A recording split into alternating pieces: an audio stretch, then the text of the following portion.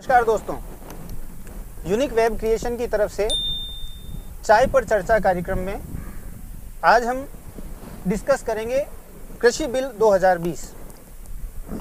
काफ़ी चर्चा में है। क्या इसके पहलू हैं, क्या इसकी सच्चाई है, क्या इसके ऊपर जो डिस्कशन चल रही है, जिस तरह से राजनीतिक पार्टियां भी आंदोलन में कूद गई है, पूरा कैनवास काफ़ी डाई सी नज़र आ रहा है। और हम चाहते हैं कि इस चर्चा के माध्यम से जो वास्तविक स्थिति है वो हम जनता के सामने लेके आएँ। तो इसके लिए हमारे पास में विशेषज्ञों का जो पैनल चर्चा के लिए आज आया हुआ है, एक बार आपका इंट्रोडक्शन उनसे करवा देता हूँ। अशोक जी चौहान, जो कि एडवोकेट हैं, कानून के अच्छे जानकार हैं। विनोद जी बागड़ा साहब एडवोकेट हैं, उन्नत किसान भी हैं। किसानी नए तरीके से किस प्रकार से की जा सकती है उसका एक सजीव उदाहरण भी है। इनको दोनों पक्षों के बारे में बखूबी पता है। किसान रियलिटी में क्या काम करता है, उसको क्या दिक्कतें आती है, और कानून की पेचीदगियां भी इनको समझ में आई हुई है। तो ये हमारे लिए काफ़ी चीज़ें क्लियर करेंगे। फिर कैलाश जी जाजड़ा हैं, जो कि अध्यापक हैं साइंस के, काफ़ी समय से पढ़ा रहे हैं और किसान भी हैं। इनका भी एक पक्ष है, उसे भी हम सुनेंगे। और फिर हमारे साथ में है शिवराज सिंह जी, तो ये कृषक भी हैं और पॉलिटिकल साइंस के लेक्चरर भी हैं। तो आशा है कि ये सब जो मिलके प्रयास करेंगे तो ये जो बिल है ये हमें समझ में आ ही जाएगा। शुरुआत हम करेंगे सबसे पहले इस बिल पे, इसकी संवैधानिकता पे ही प्रश्न चिन्ह कई लोग उठा रहे हैं कि ये संविधान सम्मत नहीं है। जिस प्रकार से इसको लेके आया गया उस प्रक्रिया पे भी प्रश्न चिन्ह है। तो सबसे पहले इसी प्रश्न से शुरू करते हैं। अशोक जी चौहान के व्यू लेंगे। सर आप बताएं, जो इसका लेके आने का तरीका है उससे आप कहां तक सहमत हैं? नॉर्मली तौर पे देखा जाए तो संवैधानिक स्थिति में इसमें थोड़ा दुलमिल रवैया रहा है। देखा जाए तो एक संवैधानिक तौर पे किसी भी व्यवस्था को लागू करने के लिए मूलभूत 3 चीज़ों का ध्यान रखा जाना चाहिए कि आप संविधान के बेसिक स्ट्रक्चर को नहीं छेड़ रहे हैं, लोगों के मौलिक अधिकारों को नहीं छेड़ रहे हैं, और राज्य के किसी अधिकारों पे अतिक्रमण नहीं कर रहे हैं। इन व्यवस्थाओं के आधार पर अध्यादेश लाया जाता है। और जब अध्यादेश लाया गया उसके अंदर बेसिक तौर पे यही चीज़ें देखी गई कि मौलिक अधिकार, किसानों के मौलिक अधिकार हैं, वो अपनी अगर विरोध कर रहे हैं तो वो उनका राइट्स है, तो वो विरोध कर रहे हैं तो बिल्कुल सही है कि उन मौलिक अधिकारों के ऊपर अतिक्रमण जैसी व्यवस्थाएँ हो सकती है। संवैधानिक ढांचे को मुझे नहीं लगता कि कोई विशेष फ़र्क पड़ा है, लेकिन राज्य के अधिकारों को ज़रूर इस मामले में फ़र्क पड़ा है, क्योंकि राज्य का जो आर्टिकल है 246 उसके तहत यूनिक लिस्ट एंड राज्य की लिस्ट जो होती है, स्टेट लिस्ट, वो अलग अलग अपने अधिकार देती है। ना केंद्र राज्य के अधिकारों पे ओवरलैप कर सकता है, ना ही राज्य केंद्र के अधिकारों पे ओवरलैप कर सकता है। तो इस कंडीशन के अंदर ये व्यवस्थाएं इसी तरीके से लागू की गई कि भाई केंद्र और राज्य के बीच में कोई विवाद की स्थिति उत्पन्न ना हो। राज्य का दावा ये है कि साहब हमारी जो समवर्ती सूची है, जिसके अंदर हम जो एंट्री नंबर 14 है, एंट्री नंबर 26 और एंट्री नंबर 27 है, वो हमें ये अधिकार देती है कि इस तरह के कानून हम बना सकते हैं, ये केंद्र नहीं बना सकता।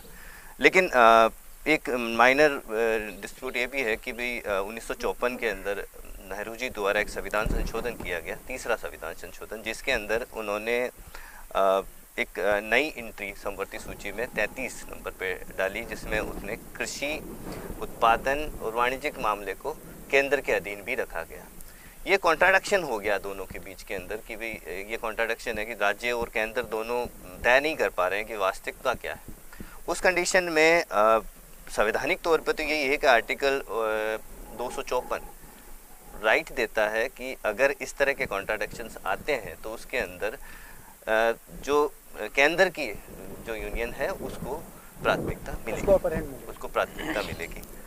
अब जो भी सारी व्यवस्थाएं हुई उसके अंदर केंद्र और राज्य के बीच में बार बार ये कह रहे हैं कि हम सुप्रीम कोर्ट जाएंगे, सुप्रीम कोर्ट के अंदर इस चीज़ों को काउंटर करेंगे, लेकिन अभी तक पूरा कॉन्सेप्ट क्लियर नहीं हो पाया, क्योंकि 5 जून के अंदर जब ये संसद में पेश की गई थी तो आप देखेंगे कि कहीं सांसद जो वहाँ पे पॉजिटिव, दिल्ली में पॉजिटिव थे, जयपुर के अंदर नेगेटिव आ रहे थे, तो ऐसे लोग जो विरोध करना चाह रहे थे उनको उससे दरकिनार किया गया और अफरा तफरी के अंदर इसको लागू करने की व्यवस्थाएं लागी।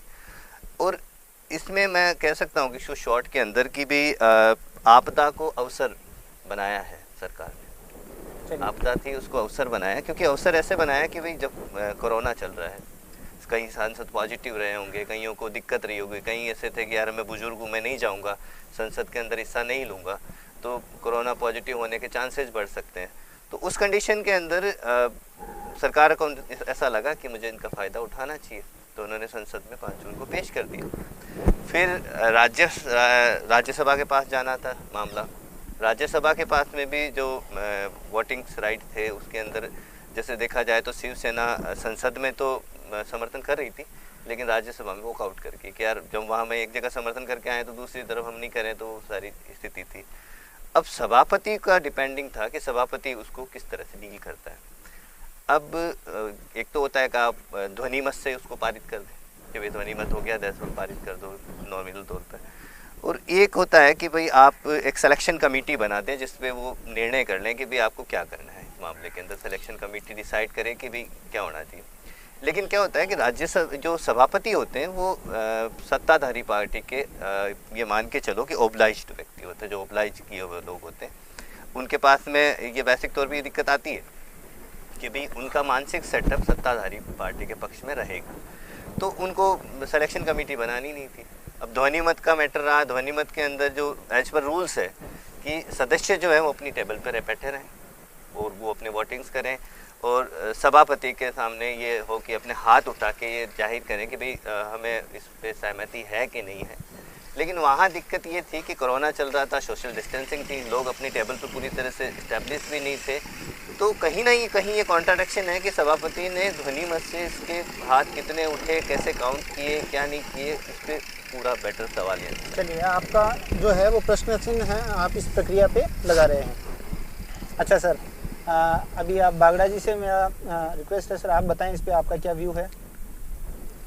मैं इस पर बताना चाहूँगा कि जिस तरह से ये अध्यादेश के रूप में कानून लाया गया, तो उसमें एक व्यवस्था है संवैधानिक जिसमें सरकार को लगता है कि किसी तरह का कोई विशेष कानून आना चाहिए, और स्थिति ऐसी है कि अभी संसद का सत्र बुलाया नहीं जा सकता किन्हीं विशेष परिस्थितियों में, तो किसी भी तरह का कानून जिसको लाना तुरंत आवश्यक हो उसको अध्यादेश के रूप में वो लाती है, जो ऑर्डिनेंस जो 6 महीने तक कानून के रूप में लागू रहता है, और उसके बाद में उसके संबंध में जो प्रक्रिया अपनानी चाहिए उसके बाद में ही वो कानून का रूप ले सकता है। तो यहाँ पर परिस्थितियाँ थी, क्योंकि ये विषय संवेदनशील है, किसानों से जुड़ा हुआ है, तो उनके लिए ज़्यादा लंबे समय तक किसी आवश्यक कानून को पास करने का इंतज़ार करना ये थोड़ा ठीक नहीं रहता है, क्योंकि किसानों की स्थिति तुरंत ठीक करने के लिए या जल्दी ठीक हो सके, तो उनको फ़ायदा हो सके इस तरह के किसी कानून की आवश्यकता थी, तो उस समय संसद सत्र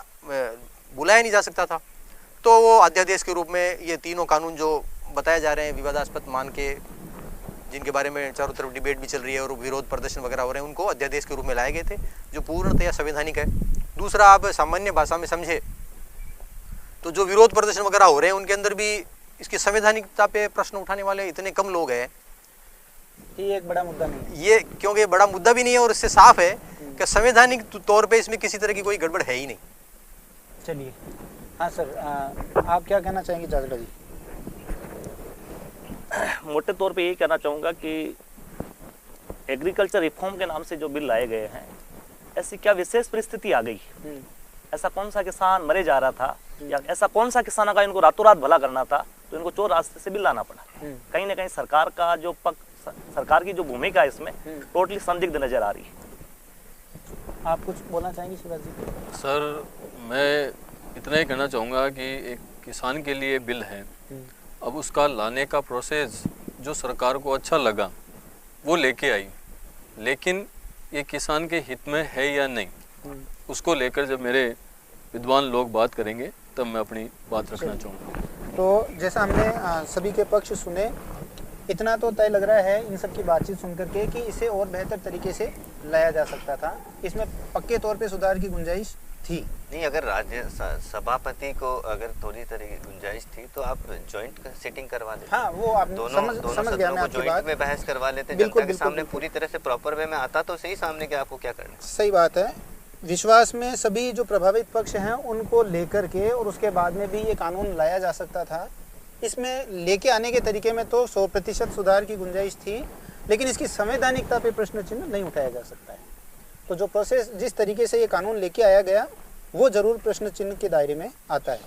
चलिए, अभी ये तो बात हुई कि भाई ये कानून जो है वो किस प्रकार से लाया गया और क्या ये संवैधानिकता के दायरे में आता भी है या नहीं।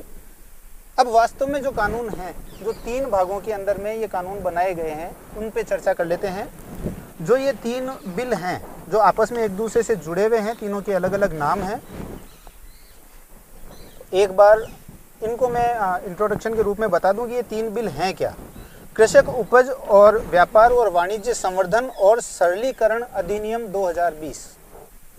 अगर हम शाब्दिक अर्थ भी इसका समझते हैं तो इसका अर्थ ये हो गया है कि जो किसान फसल उपजाता है। अच्छा, किसान जो है यहाँ पे सिर्फ आप ये ना समझें कि जो फसल पैदा करेगा बाजरा, गेहूँ, चावल, नहीं, पशुपालन भी इसमें आ जाता है, मुर्गी पालन भी इसमें आ जाता है। इसका दायरा बहुत बड़ा है। तो जितनी भी तरह की उपज होती है वो सभी इसके दायरे में आएगी। और व्यापार और वाणिज्य में भी आपको अंतर समझ में आना चाहिए। व्यापार हो जाता है सीधा सीधा ट्रेडिंग की, मैंने एक चीज़ कहीं से खरीदी और कहीं पे बेच दी, वो तो आता है व्यापार। और इस गतिविधि से जुड़े हुए जितना भी मार्केट में जो भी लोग काम कर रहे हैं वो पूरा कैनवास वाणिज्य की श्रेणी में या कॉमर्स की श्रेणी में आ जाता है।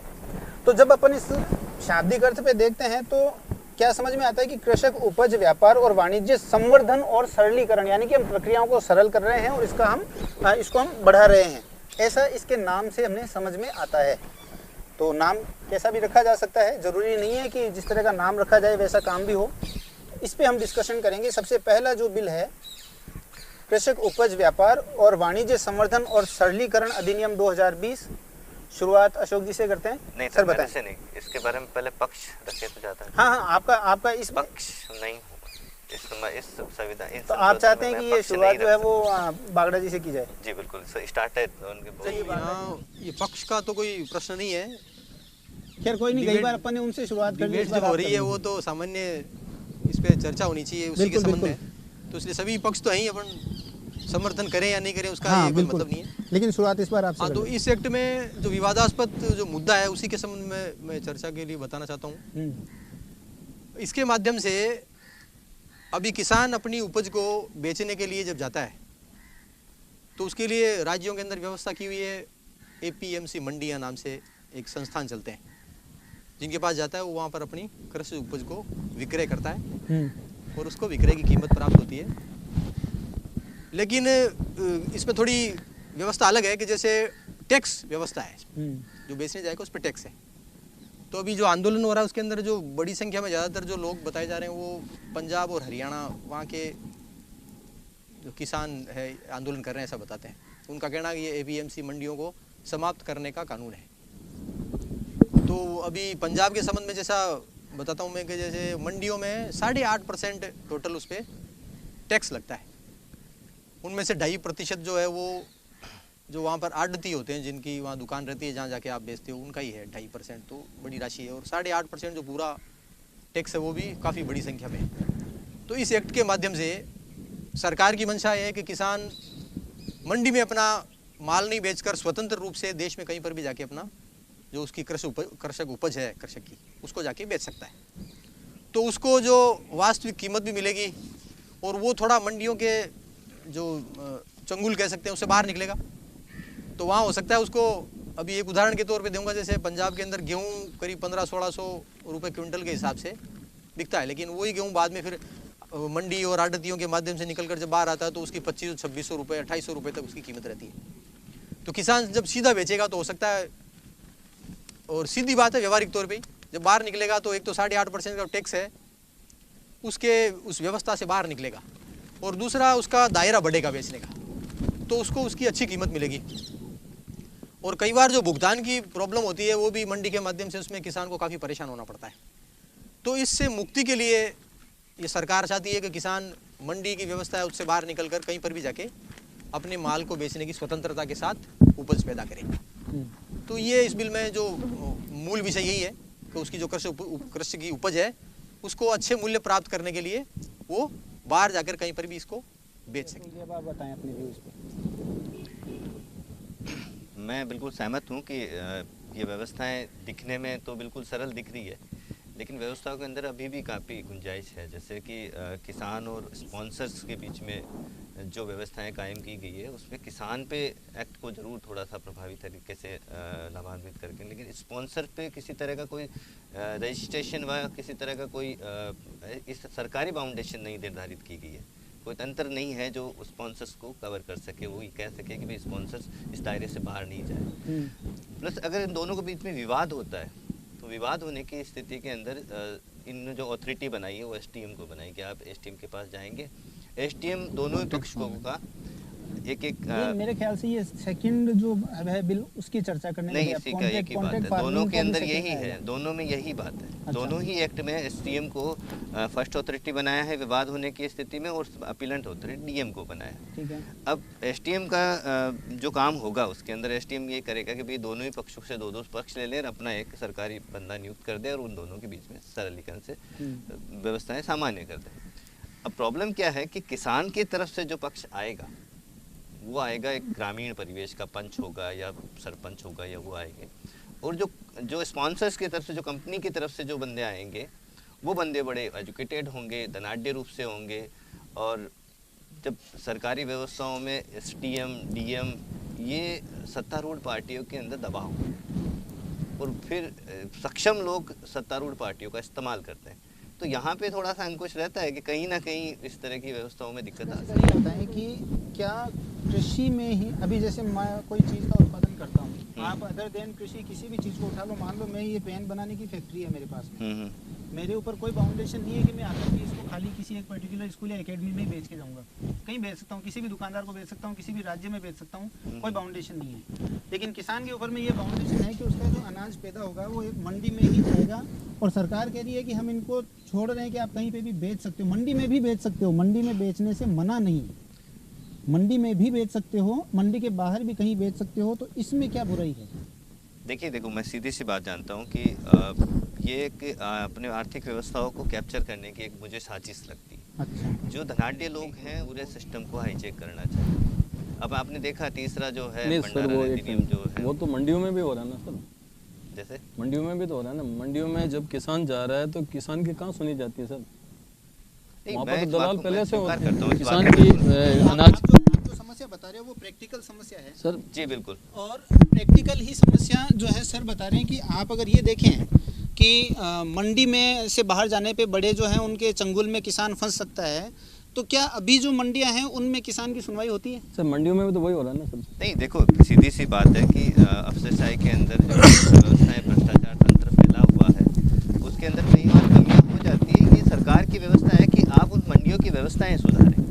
आप अफरा तफरी में नए कानून लाके उस पे उनको नहीं, ये तो सर फिर ऐसे भी हो सकता है कि अगर एग्जीक्यूशन में कोई समस्या आती है। एक सामान्य किसान होने के नाते मेरा जो आपसे रिक्वेस्ट है वो ये है जी कि आप कह रहे हो कि मंडियों के बाहर जाने से व्यवस्था खराब हो जाएगी। मेरा तो ये मानना है कि मंडियों में व्यवस्था अच्छी नहीं है। मैं एक किसान हूँ, मैं मेरा अनाज लेके जब मंडी में पहुँचता हूँ तो उसकी रेट तो दलाल तय कर रहे हैं, किसान को करते हैं, बोलते हैं ये इस रेट पे बिकेगा। तो अगर वो बाहर चला मंडियों की जाएगा, जो एएमपी से मंडियों की जो व्यवस्था है उसमें ये समस्या है कि भाई एमएसपी पे खरीद होती है, बाहर एमएसपी पे खरीद होगी उसकी कोई गारंटी नहीं दी सरकार ने। पहली बात, गारंटी दूसरी तो बात सरकार ये कह रही है कि सरकार तो गारंटी दे रही है ना इसकी सर। नहीं एमएसपी गारंटी का सर का पक्ष सरकार तो समझते हैं। एमएसपी पे बोल ही नहीं रही है। सरकार तो ना कह रही है ना तो हटाएंगे ना लगाएंगे, कुछ भी नहीं बोल रही है। चलिए एक बार जाजड़ा जी का पक्ष में एमएसपी के बारे में कोई भी थोड़ा सा भी विस्तृत व्याख्या हो तो बताएं। चलिए पहले जाजड़ा जी का पक्ष ले लेते हैं, बताएं सर। सरकार ये कह रही है कि मंडियों की कमियों को सुधारा जा रहा है। जी जी। तो मंडियों की कमियों को इन्होंने मंडियों की कमियों का कहीं जिक्र ही नहीं किया। मंडियों में ऐसी कौन सी व्यवस्था में कमी थी जिसको इन्होंने सुधारने का प्रयास किया? इन्होंने क्या ओपन मार्केट कर दिया। ओपन मार्केट में सबसे बड़ी समस्या आएगी किसान को भाव की। जैसे 2006 में बिहार में ये व्यवस्था लागू हुई थी, वहाँ चावल 1000 रुपये में बिकता है जबकि उसकी एमएसपी लगभग 2000 रुपये है। पंजाब और हरियाणा का जो चावल है वो बिकता है 2000 रुपये में, बिहार का बिकता है कितने रुपये में? 1000 रुपये में। तो ओपन मार्केट में सबसे बड़ी समस्या किसान के साथ आएगी भाव की। यानी आप ये कहना चाह रहे हैं कि ये कानून तभी सही है जब एमएसपी जो है बाहर व्यापारी जो है उनका रजिस्ट्रेशन मंडियों के थ्रू करवा करके एक पर्टिकुलर एमएसपी तय की जाए, फसल की एमआरपी तय की जाए, एमएसपी नहीं एमआरपी तय की जाए। बताता हूँ, जैसे जो बताई जा रही है कि प्रॉब्लम्स आने वाली है उसके बारे में, तो एक सरल भाषा में हर आदमी के समझ में वो है कि यदि बाहर जाने में समस्या है तो मंडी में बेचिए, इससे बाध्य थोड़ी है। तो उसके सामने ये मजबूरी थोड़ी है कि आप मंडी से बाहर जाके ही कोई व्यक्ति आप बता रहे हो बहुत बड़े धनाढ़ लोग खरीद रहे हैं उनसे कांटेक्ट करो, उनको बेचो, ऐसी कोई प्रॉब्लम नहीं है। और दूसरा, जैसे कोई भी कानून लाते हैं तो विवाद उसमें संभव होता ही है और उसमें व्यवस्था रहती है कौन उसका निपटारा करेगा। लेकिन मंडी एमएसपी तो एमएसपी के दायरे में रहेगी ना, मंडी हाँ तो एमएसपी बेचो, अगर उनको भाव कम मिलते हैं तो वहाँ आके बेच सकते हैं। थोड़ा सा पैसा बढ़ाकर वो मंडियों को इस रास्ते से हटाकर किसानों को डायरेक्टली पूरे कंप्लीटली प्रोडक्शन को हाईजेक कर लेना। अगर ये कानून रन कर गया तो मंडियां 100% किसान को खत्म होगी। नहीं, नहीं, अगर अगर जरूरत नहीं है, खुद मंडी में रहो ना, अगर वो उसकी व्यवस्था में रहना चाहता है तो मंडी में जाके बेचिए, कौन मना करते हैं। अब दूसरा, जैसे विवाद का बता रहे हैं तो जो उस पर संदेह किया जा रहा है उससे ऐसा लगता है जैसे हर तीसरा मामला विवादास्पद है, हजारों लाखों में एक विवाद पैदा होता है, उसके बारे में व्यवस्था दी है। तो एक थोड़ा सा मैं आपको इंटरप्ट करूंगा। मंडी को कंपटीशन करने के हिसाब से इस कानून के अंतर्गत मंडी पीछे रह जाएगी। क्यों रह जाएगी? कि जो टैक्स जो है वो मंडी पे तो एप्लीकेबल है, लेकिन जो बाहर जो खरीदारी कर रहे हैं उनके ऊपर में टैक्स नहीं लगेगा, और ये एक मेजर डिफरेंस हो जाएगा। तो आपकी मंडियां कब तक टिकेंगी? अगर मान लो आज आप कहते हो भाई मंडी जो है वो वहाँ पे जाकर के किसान अपना माल बेच सकता है, कौन मना कर रहा है, लेकिन अब महंगाई तो बढ़ेगी ना, क्योंकि मंडी के अंदर में तो टैक्स का सिस्टम चालू है और बाहर टैक्स लगेगा नहीं। तो अब प्रोत्साहित तो सीधे सीधे तौर पे आपको भी ये मानना पड़ेगा कि गवर्नमेंट चाह रही है कि मंडियों को ना करके और बाहरी जो खरीद सिस्टम है उसको प्रोत्साहित किया जाए। तो ये बिल जो है वो किसानों के लिए है, तो किसानों के सामने समस्या पैदा हो रही है कि वो बाहर जा निकल नहीं पा रहे हैं, वो बिल्कुल दबे हुए हैं ना, मतलब बिल्कुल ये तो वो बाहर जाएंगे तो उनको संभावनाएं मिलेगी। अब दूसरा, अभी पहले चली कि जल्दीबाजी क्या थी इतनी, तो अभी जो मौजूदा सरकार है वो उन्होंने घोषणा की है भाई हम 2022 तक उनकी इनकम को डबल करना चाहते हैं। तो वो तो चाहते हैं कि जल्दी से जल्दी ऐसा कोई व्यवस्था हो जिससे किसानों को बाहर आने का मौका मिले, वो कहीं पर भी जाके अच्छी उचित मूल्य के ऊपर अपनी बाहर कहाँ जाए सर। एमपी सरकार मना कर रही है कि हम यहाँ पर राजस्थान के किसानों को अलाउ नहीं करेंगे, हरियाणा सरकार मना कर रही है कि हम यहाँ किसानों को अलाउ नहीं करेंगे। एक तरफ तो आप कह रहे हो आप फसलों कहीं भी बेच सकते हो, एक आपकी राज्य सरकार मना कर रही है। नहीं, ये तो सर देखो जो कानून लेके आए ना वो बनने की बात की स्थिति है, उसके बाद बिल्कुल जब भी कोई नई व्यवस्था लागू होती है तो उससे रिलेटेड नई समस्याएं पैदा होती है, और नई समस्याओं का समाधान सिलसिलेवार तरीके से होता है। तो ये जैसे प्रैक्टिकल समस्याएं जो आएगी उनका समाधान तो हो जाएगा, लेकिन बेसिक सैद्धांतिक समस्या का ही समाधान अभी नहीं है, जिसपे मुझे लगता है कि जो मंडी को आप हतोत्साहित कर रहे हो टैक्स के दायरे में रख करके, और बाहरी जो है खरीदार टैक्स हटा दो बस, या तो मंडी पे भी टैक्स हटाया जाए और एमएसपी तय कर दो आप व्यापारी के लिए रजिस्ट्रेशन करा के भाई इस रेट से नीचे कोई खरीदेगा सजा का प्रावधान कर दो, कोई दिक्कत किसान को हेजिटेशन नहीं। ये तो एक जो है ना प्रत्यक्ष कमी दिख रही है व्यापारी वर्ग को इस चीज के लिए बाध्य कर दो कि कोई भी अनाज इससे मंडी में से टैक्स समाप्त कर देंगे तो जो वहाँ काम करने वाले लोग हैं, जो किसान को मान लो ये कहते हैं सुविधा उपलब्ध कराते हैं बेचने की, तो जो आड़त दिया उसको 2.5% मिलता है, 8.5% तो कुल मिला के है वहाँ पंजाब में, तो उनका क्या होगा फिर? तो वो तो उनकी कमाई का माध्यम है। तो एक बिचौलिया है, उसकी केवल कितने लोग हैं? वैसे किसान तो बहुत सारे हैं, बिचौलिए तो बहुत सीमित मात्रा में है, लेकिन किसानों को सबको उन कुछ लोगों के पेट भरण के लिए ये सारी समस्याओं का समाधान करना पड़ता है सामने। अच्छा सर, मुक्ति चाहिए। एक बात बताएं आप, ये तो सभी मान रहे हैं कि भाई प्रैक्टिकली वर्तमान में मंडियों में भी कौन सा किसान आसानी से अपना माल बेच पाता है, ये समस्याएं तो सभी मान रहे हैं ना, इस पे तो सभी एकमत हैं। आप मेरे को ये बताएं कि जब मंडी पे टैक्स भी चल रहा है, मंडी से टैक्स हटाया नहीं जा रहा है, तो मंडी अल्टीमेटली महंगी पड़ेगी। दूसरा, वहाँ पे किसान की पहुँच पहले भी नहीं थी, अब भी क्या इससे आसान हो जाएगी? क्या आप ये कहना चाह रहे हैं कि बाहर जब कंपटीशन आएगा तो मंडियाँ सुधरेगी, ये कहना चाह रहे हैं आप? नहीं, किसानों की स्थिति सुधारने की बात चल रही है, अभी तो मंडियां तो बहुत सीमित मात्रा में। नहीं, मंडियां सुधरेगी जब तो किसान सुधरेगा ना। लोगों को लाभ भाई किसान की स्थिति, नुकसान थोड़ा बहुत होगा वो तो झेलना पड़ेगा। किसान की स्थिति खराब क्यों है? क्योंकि मंडियों का सिस्टम सही नहीं है। मंडियों के सिस्टम को सुधारा जा सकता था, आप वो तभी सुधरेगा जब कंपटीशन पैदा होगा। मैं वही तो कह रहा हूँ ना, तो या तो मतलब कंपटीशन बाहर भी लेने वाले होंगे तो मंडी वाले भी सुधरेंगे, हाँ, और अपनी सारी व्यवस्थाओं को सुधारेंगे तो किसानों को फायदा होने वाला है। अंत में जाकर फायदा किसानों को प्राप्त करते हैं मंडी वाले, सरकारी एम्प्लॉइज है मंडी की, उनको क्या दिक्कत है? तनख्वाह प्राप्त करते हैं, क्यों कंपटीशन करेंगे? नहीं आड़ती होते हैं, नहीं मेरा कहना है आड़ती होते हैं, वो तनख्वाह प्राप्त व्यक्ति नहीं है, वो प्राइवेट को नहीं बढ़ा रहे हैं। मंडी के अंदर बहुत सारा प्रोडक्शन अपना जो है वो वेस्टेज जा रहा है, कहीं पे भीग रहा है, कहीं पे हालात बहुत खराब हैं, उनको नहीं बढ़ा के आप डायरेक्टली एक्ट येलो एक्ट ले लो, ये क्या मतलब हुआ? नहीं सर, अब तो आप देखो, आप इस एक्ट के पक्ष में बोल रहे हो एक तरीके से। क्यों? कि वर्तमान जो व्यवस्था है जो न तो भंडारण की सुविधा दे रही है, आपका अनाज सड़ रहा है, बेशकीमती अनाज जो पैदा होता है देश में। एक मैं फैक्ट बताऊं आपको, जो राशन का गेहूं जो 1-2 रुपए किलो के अंदर में पब्लिक को अवेलेबल करवाया जाता है, गवर्नमेंट की उसकी कॉस्टिंग जो है वो 38 से 40 रुपए पड़ती है, और 38 से 40 रुपए पड़ने के बाद में भी उसमें से मैक्सिमम हिस्सा जो है वो सही जगह पे सही तरीके से नहीं पहुंचता है, एक बीच में करप्शन अलग से चलता है। समस्या है सरकार लाभार्थियों के खाते में सीधा पैसा जमा करा दे, लोग अपने आप खरीद लेंगे 20 रुपए किलो में। सरकार 18 रुपए का क्यों वेस्टेज उठा रही है? हाँ, बिल्कुल, ये जैसे अभी गैस वाले में ये सिस्टम हुआ ही है कि भाई सब्सिडी खाते में आ रही है। सब्सिडी खत्म ही कर दी ना गैस में, तो उन्होंने ये कराया ना। नहीं, खत्म कहाँ कर दी सर? 3 रुपए 4 रुपए आ रही है अभी 60-70 रुपए तो रही है ना सर। देखिए जो सरकारी जो आप बता रहे थे ना अभी कि भी जो गेहूं में 38 रुपए का खर्चा आता है, खाद्य सुरक्षा अधिनियम जो लागू किया गया था वो बेसिक स्ट्रक्चर यही था कि गरीब तक इस गेहूं को पहुंचाया जाए। नॉमिनल तौर पे इसमें कमियां रही, जैसे ग्रामीण इलाके के अंदर 61-41 का 69-31 का रेशियो मेंटेन किया जाता है, और शायद अर्बन एरिया में मुझे नहीं पता क्या है।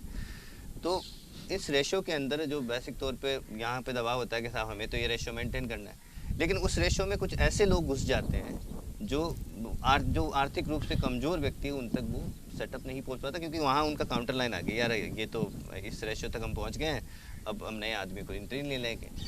अब प्रॉब्लम क्या है कि इसकी प्रोसीजर को उसको हटाने की प्रोसीजर भी बहुत हार्ड कर दी। प्रोसीजर ये है कि भाई ग्राम पंचायत लेवल पे ग्राम सभा पहले उसकी लिस्ट बनाती है। अब ग्राम सभा के अगर किसी की शिकायत है ग्राम सभा अनुमोदन करे और एसडीएम को दे, एसडीएम जाके उसका नाम विच्छेद कर दे।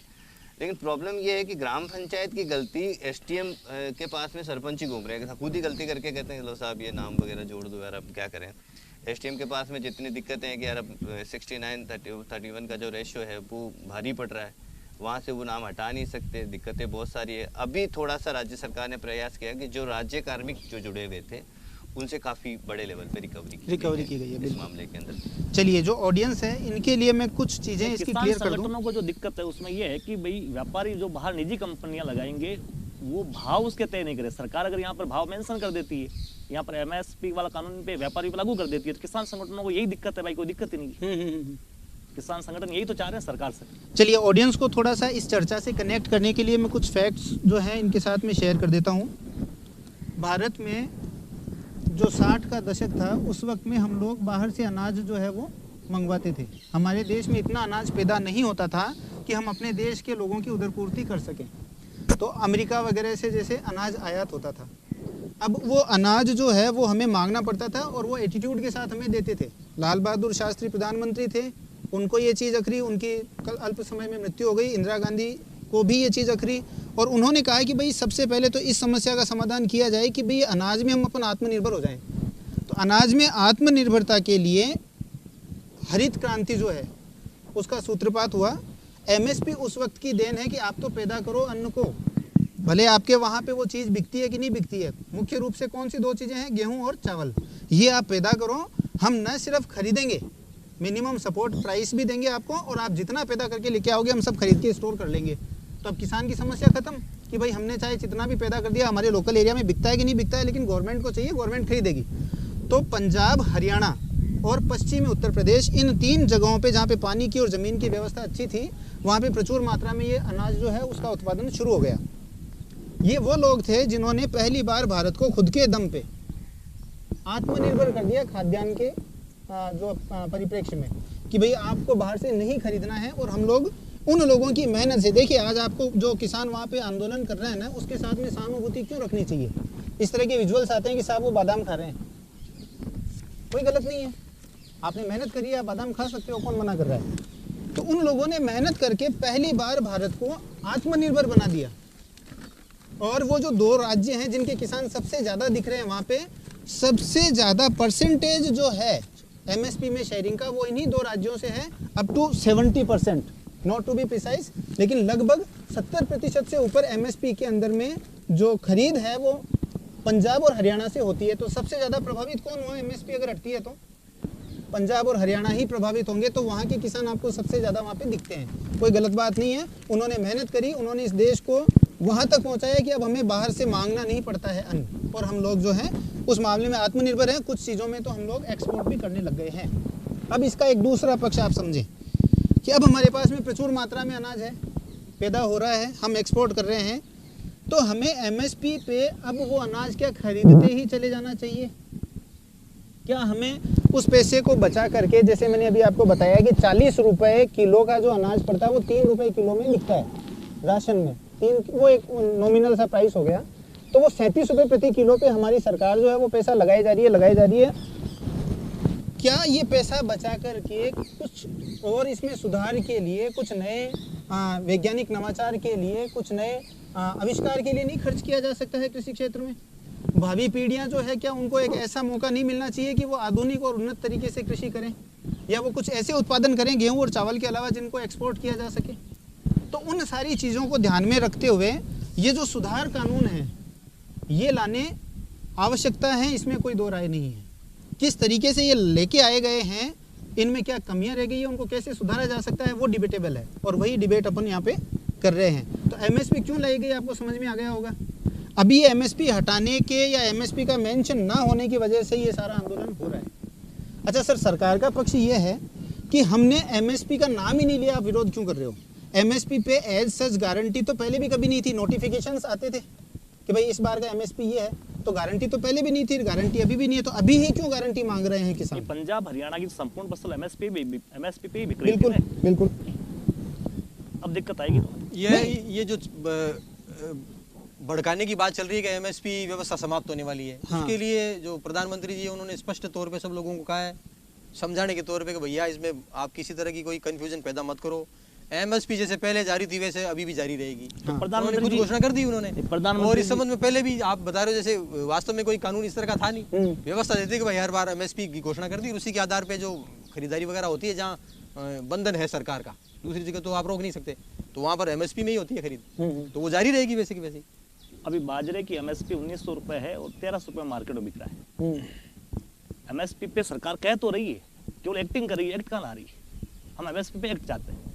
अच्छा, किसान जो है वो ये चाहते हैं कि भाई एमएसपी पे सरकार नहीं खरीदे, केवल व्यापारियों को बाध्य कर दे, या फिर किसान को पूरी तरह फ्री किया जाए। जैसे प्याज के निर्यात पर रोक लगा रखी है, व्यापार किसान को उस पर अच्छी कीमत मिल सकती है। ये समस्या क्या, सरकार ने निर्यात पर रोक लगा रखी है।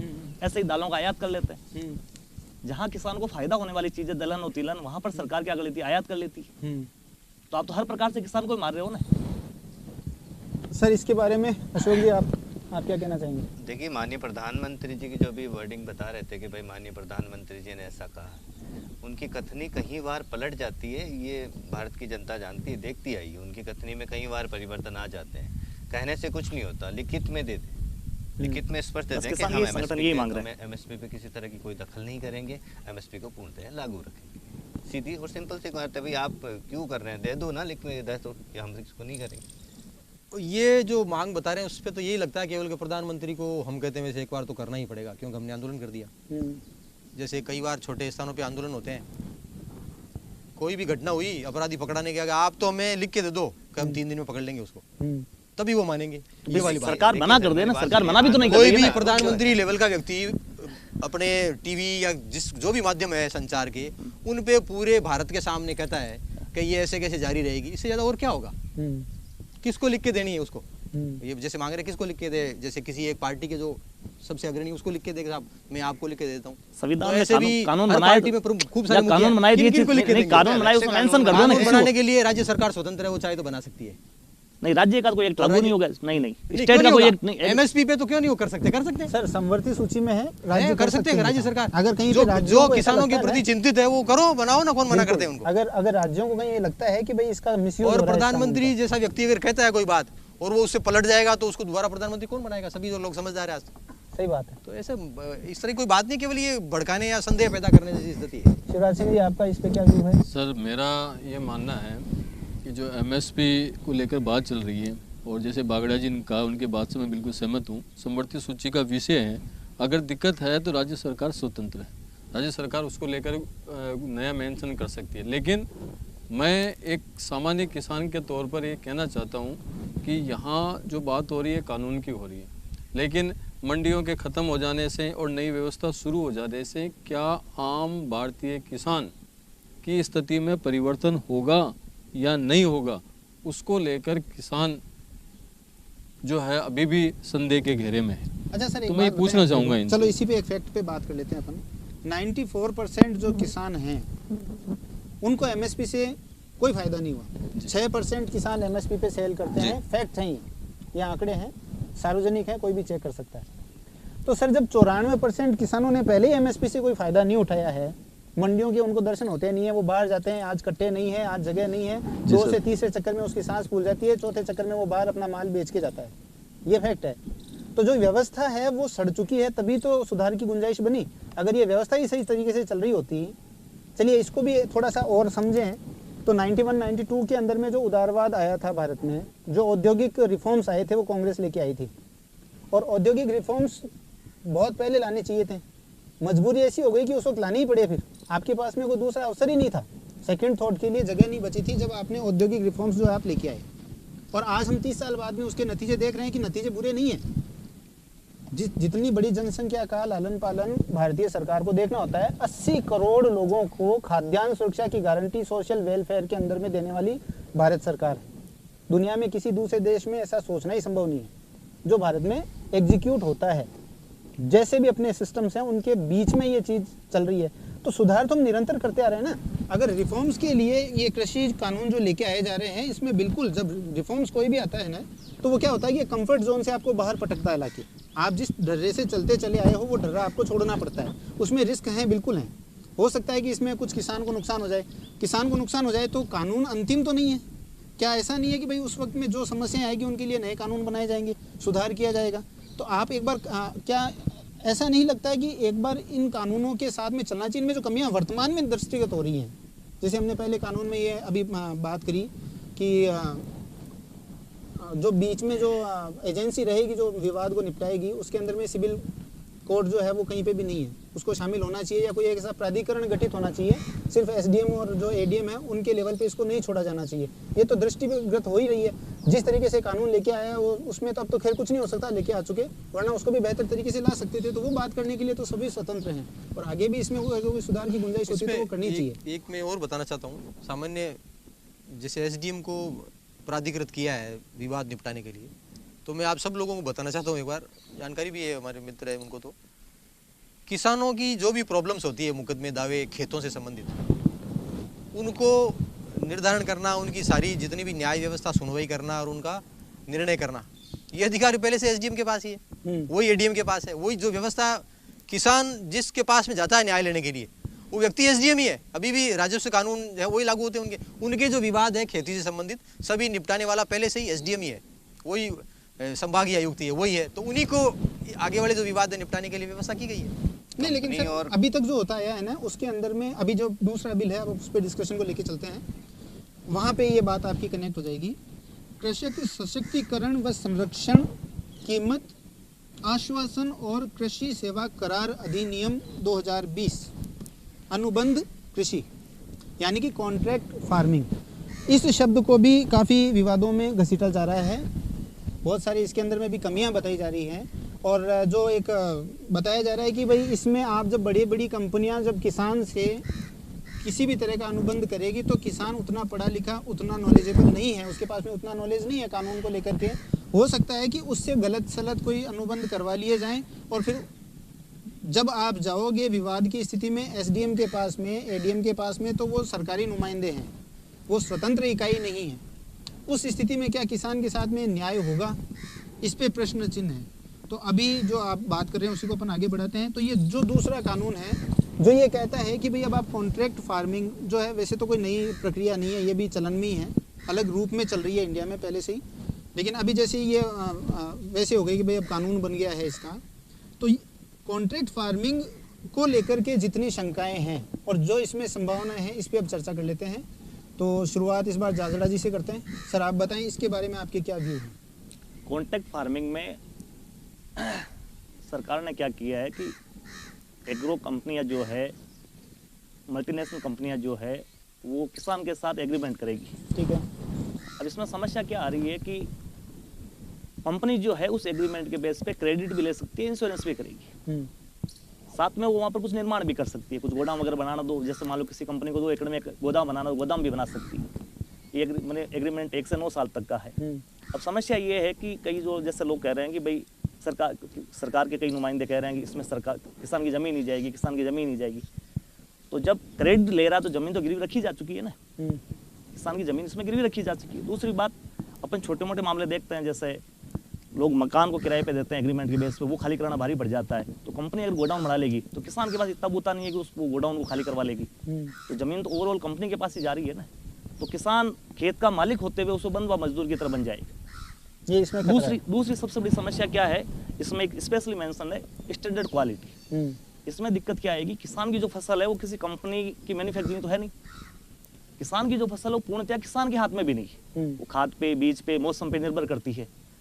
तो फसल खराब की स्थिति की पूरी जिम्मेदारी किसान पे डालना, ये भी एक समस्या का विषय है किसान के लिए। लेबर किसान का यूज करना, ये भी दिक्कत की सवाल है।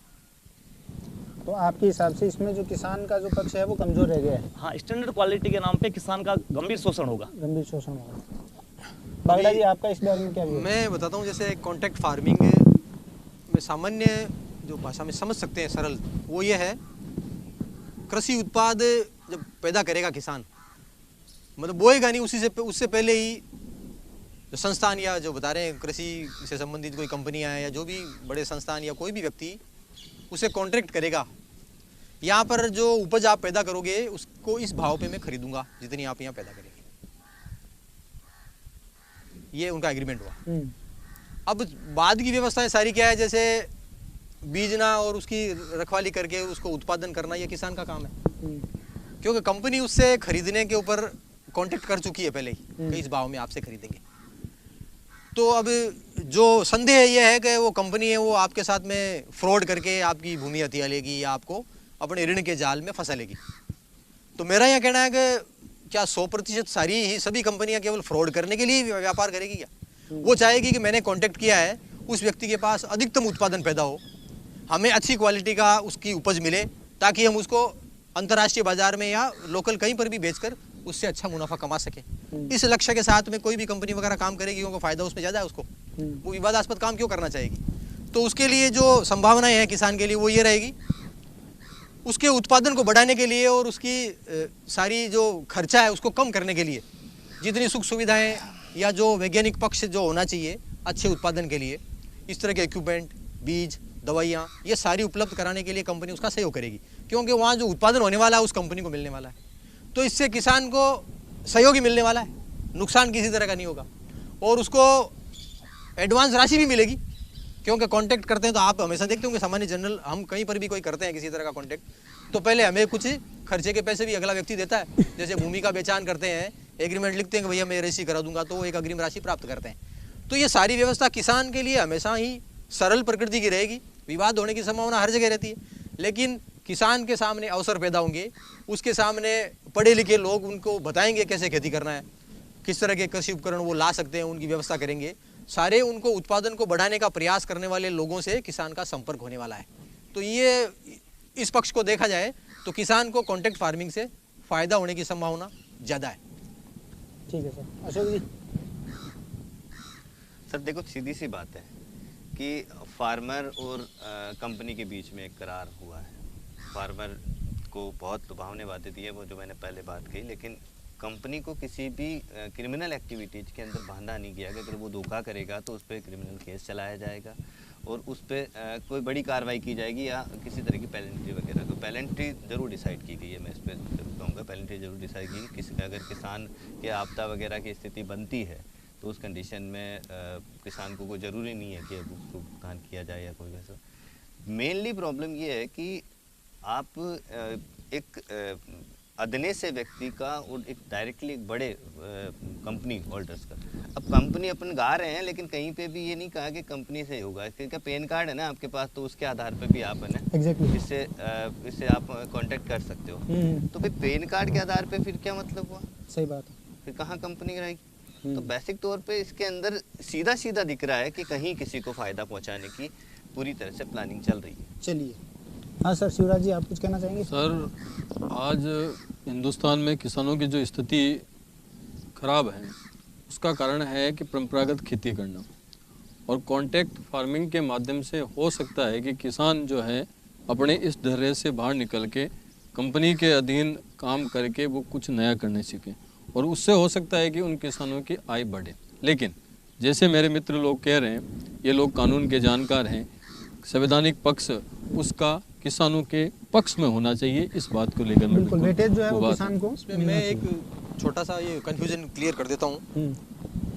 अभी जैसे बता रहे हैं कि भाई क्रिमिनल प्रोसीडिंग से मुक्त रखा गया है या उसको उसके लिए कोई व्यवस्था नहीं की गई है, तो अपने यहाँ पर पहले से ही कानून है IPC, भारतीय दंड संहिता, उसमें स्पष्ट रूप से कोई भी व्यक्ति आपराधिक मनस्थिति से किसी तरह का कांटेक्ट करता है, किसी व्यक्ति को कोई ऐसा कार्य करने के लिए प्रेरित करता है कि तेरे को लाभ होगा और उससे खुद लाभ प्राप्त कर लेता है, किसी तरह का सदोष लाभ कहते हैं उसको, अगर ऐसी व्यवस्था वो किसी किसान के साथ में करेगा तो उसके लिए अपने पास IPC बनी हुई है, उसके माध्यम से उसके ऊपर क्रिमिनल एक्टिविटीज के लिए मुकदमा चल सकता है, उससे वो मुक्त नहीं है। ऑथोरिटी तो STM के पास रखी है ना। नहीं नहीं, ये SDM के पास क्रिमिनल एक्टिविटीज के लिए वो कोई कानून लागू है। मैं बता रहा हूँ कि आप समझौता फिर अपीलेंट ऑथोरिटी DM को बनाते हैं, तो वहाँ पे कहाँ रहा?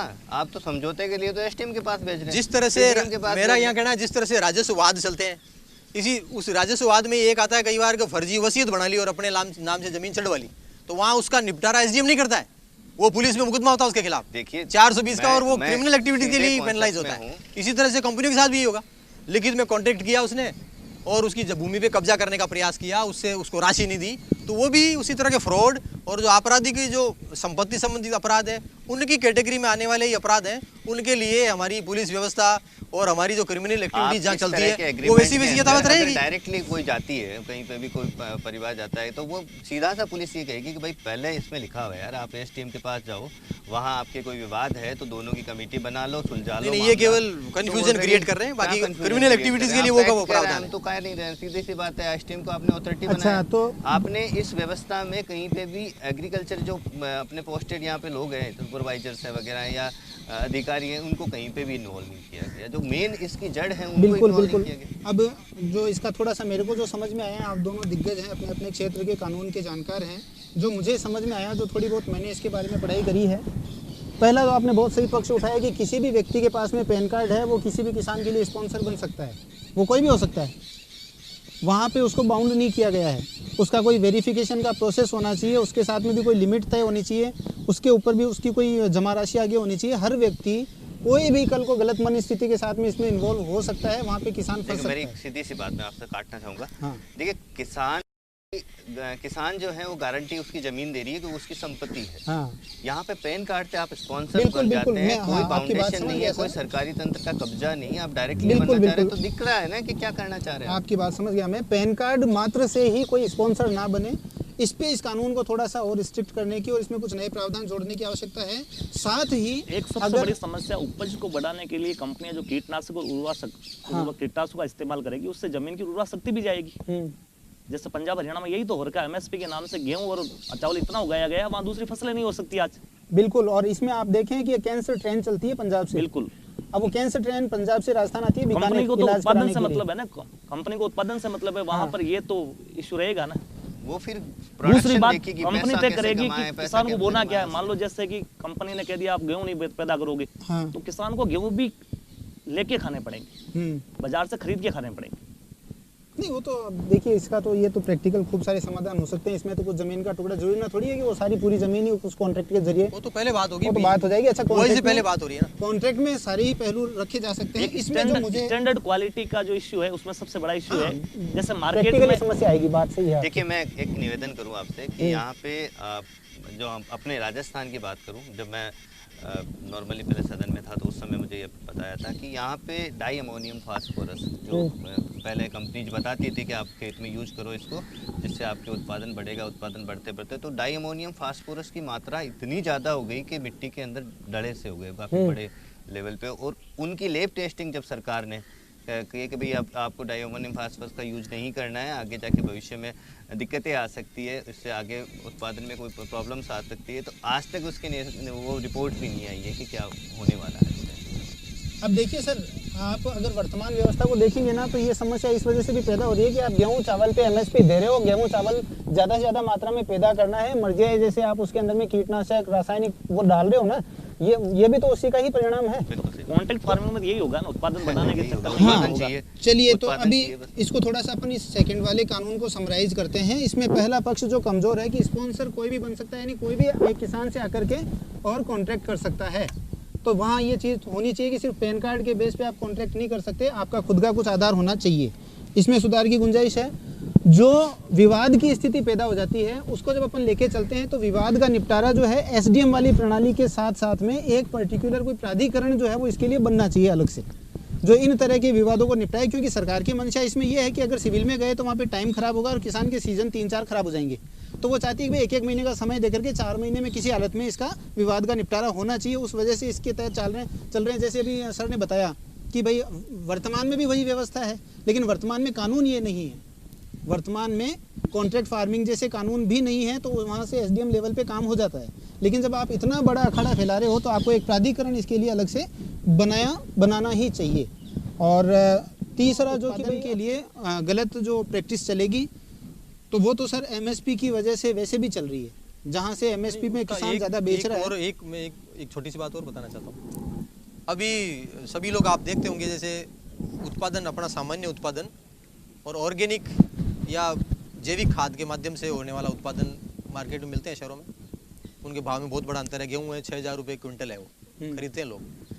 तो आप अपन जैसे संदेह पैदा कर रहे हैं ना कि वो उत्पादन बढ़ाने के लिए केवल यही करेंगे, तो ऑर्गेनिक उत्पादन करने वाली कंपनियां भी आएगी। बिल्कुल सर, बिल्कुल बिल्कुल, क्योंकि उससे 6,000 रुपये मिलते हैं क्विंटल के, ऐसे मिलते हैं 1,800 रुपये। सही बात है। चलिए, तो ये जो था अपना दूसरा कानून। और अब एक जो है आवश्यक वस्तु संशोधन भंडारण अधिनियम 2020, इस पे भी बहुत विवाद है। इस पे जो मुख्य विवाद है कि आपने किसी भी व्यक्ति को, किसी भी संस्था को, किसी भी कंपनी को अनलिमिटेड भंडारण की अनुमति देकर के मार्केट में कालाबाजारी का रास्ता खोल दिया है। ये इसके ऊपर में सबसे बड़ा आक्षेप है।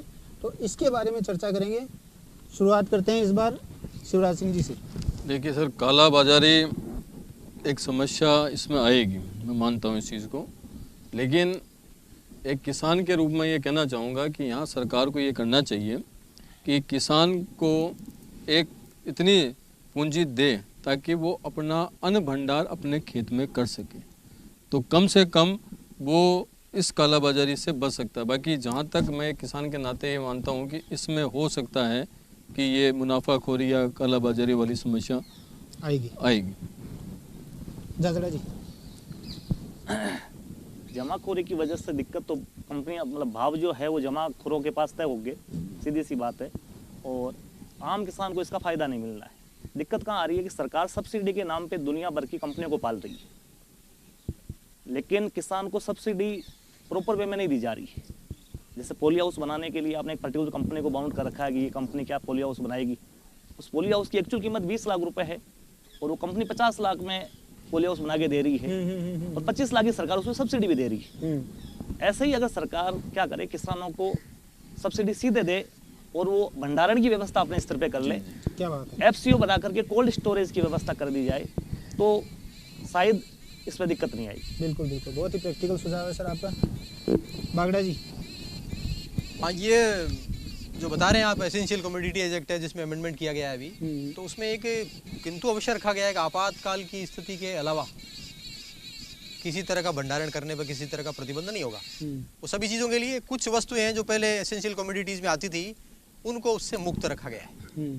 जिनके ऊपर ये आक्षेप लगता था कि इनकी कालाबाजारी होती है या इनका भंडारण होने से जो सामान्य व्यक्ति है वो उससे दूर हो जाता है, जबकि उसके लिए बहुत आवश्यक है। तो इसमें ये जरूर रखा है कि कोई विशेष परिस्थितियां होंगी उस समय इसके भंडारण की छूट को समाप्त किया जाएगा। ये पहले से अमेंडमेंट में ये लिखा है ये, और उन्होंने तय करके ये कानून है उसके अंदर भी इसको डाला हुआ है। तो ऐसी स्थिति नहीं है कि बिल्कुल ही फ्री कर दिया मामला।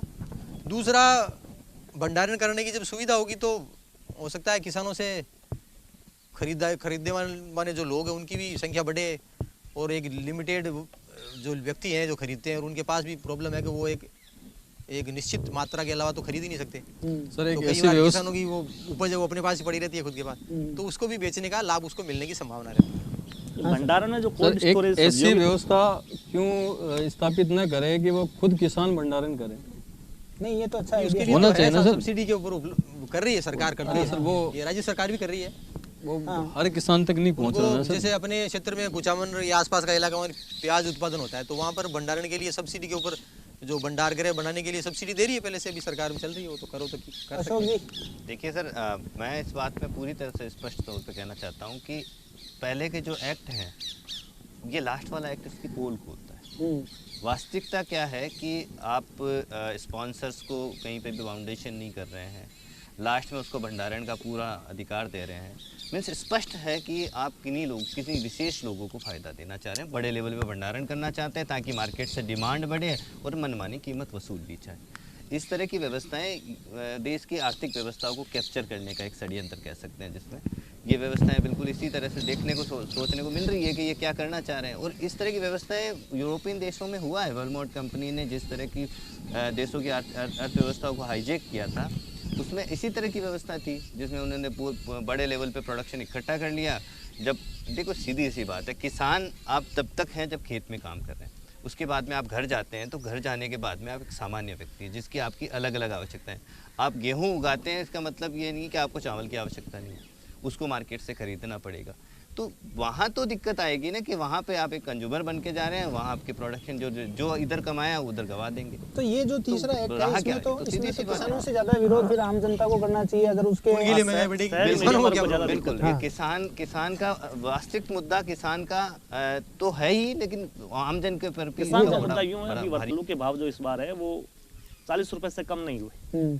अभी 4-5 महीने से आलू 40 रुपए से ऊपर चल रहा था, किसान के खेत में 2 रुपए किलो मिलता है। बिल्कुल, तो ये स्टोरेज की वजह से तो सब किसान भी आया होगा। 10 रुपए बेचा इस बार, हर बार 2 रुपए मिलता है इसीलिए महंगे हो जाते। चलिए तो समन अप करेंगे। आप में से किसी का कोई प्रश्न है ऑडियंस में से?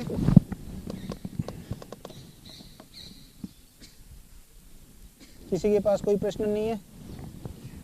चलिए तो चर्चा को समाप्त करते हैं और एक बार इसकी थोड़ा सा समराइज कर देते हैं कि कानून जो लाए गए हैं नाम के हिसाब से तो साहब वो सुधार के लिए हैं। कृषि सुधार कानून 2020 है ये, और ज़्यादा डिपेंड इस पे करेगा कि इनका एग्जीक्यूशन कैसे होता है।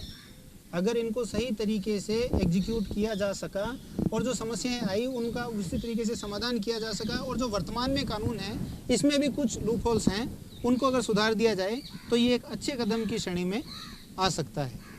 बाकी जो संभावनाएं हैं वो नकारात्मक भी है और सकारात्मक भी है। आपका एंगल है, आप किस तरफ जाना चाहते हैं। तो आप सभी का बहुत बहुत धन्यवाद समय देने के लिए। नमस्कार।